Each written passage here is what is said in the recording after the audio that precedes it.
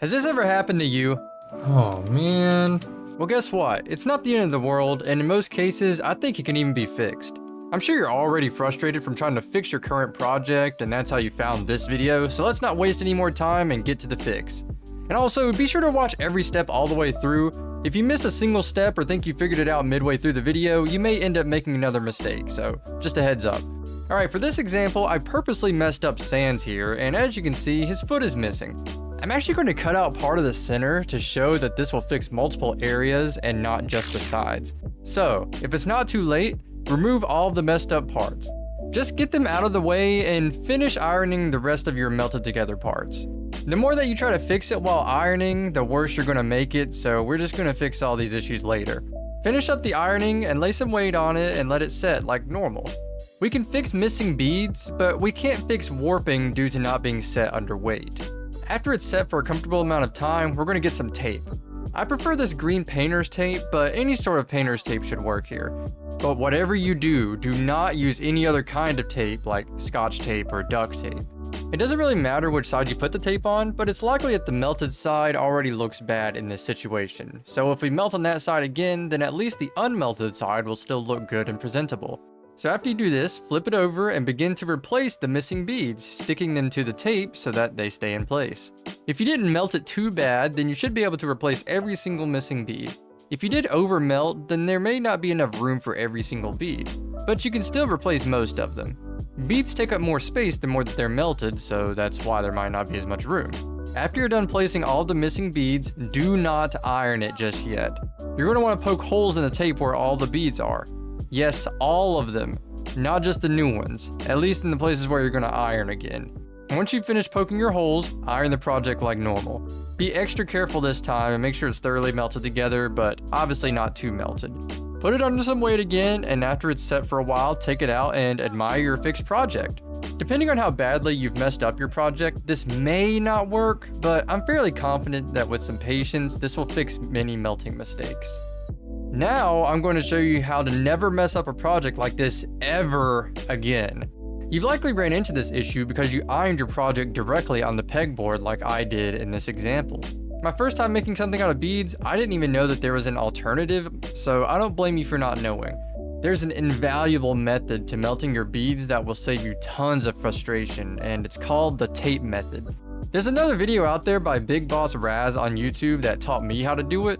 I'll link it in the description if you're interested, but I'll give you a quick rundown on how I do it because I do the tape method a little bit differently. So you finished placing your beads. Now it's time to get out the tape. Remember the painter's tape that I told you to use to repair? You're going to need that same tape. Remember, no other kinds of tape, only painter's tape. Carefully place tape over the entirety of your project. Be really careful not to pull back up after the tape touches the beads. This can really mess up your project. The best way to do it is to grab both ends of the tape and place it straight down with confidence. While placing other pieces of tape, you want to overlap them, but as little as possible. This will make a later step much easier. Once your entire project is covered, press down on every bit of it to make sure as much of it is stuck to the tape as possible. Then it's time to remove it from the pegboard. You can just peel it up, but you may end up leaving beads behind just due to gravity. I suggest a flip and then removal of the board. For a larger project, you can use cardboard to help keep it all together while you do the flip. Now you have to poke holes. I suggest that you always poke holes every single time that you use the tape method. The other video I mentioned has a guide for whether or not you should poke holes, but in my opinion, just do it every time. You can do this with whatever tool you want. I use mini beads, so I use a thumbtack. Or at least I used to. I highly suggest using another pegboard to poke your holes with. But here's a warning. This will make the board incredibly sticky and nearly impossible to place beads on afterwards. I suggest having a sacrifice board that's just meant for hole punching. I overmelted a project directly on this one before I knew about the tape method, so it's a little warped and I don't mind using it for poking holes. Line up the pegs on the board with the tape side of the project and push against it with your fingers. This pressing method is the one that works best for me, but it may end up hurting your fingers, so if you want to try another way to do it, then be my guest. You can even hold the project up to the light with the board to help you find the pegs and line them up correctly. Once you finish making your holes, you can iron it like normal. Just make sure to iron on the side without the tape, please. And also, don't forget your parchment paper. The beads should be closing when you melt them. But if the heat has nowhere to go, then the beads will expand instead because the heat is trying to look for a way to escape. This can make your projects look incredibly ugly in my personal opinion. I call them blowouts, but they may have a whole other name that I just don't know about. But that's pretty much everything. If you have any questions, leave them down in the comments and I'll respond as soon as I see them. I'd really appreciate it if you subscribe, follow, like the video or whatever. I do a bunch of beading time-lapse videos and occasionally tutorials like this, so if you like beading or you just liked the video, then be sure to follow me.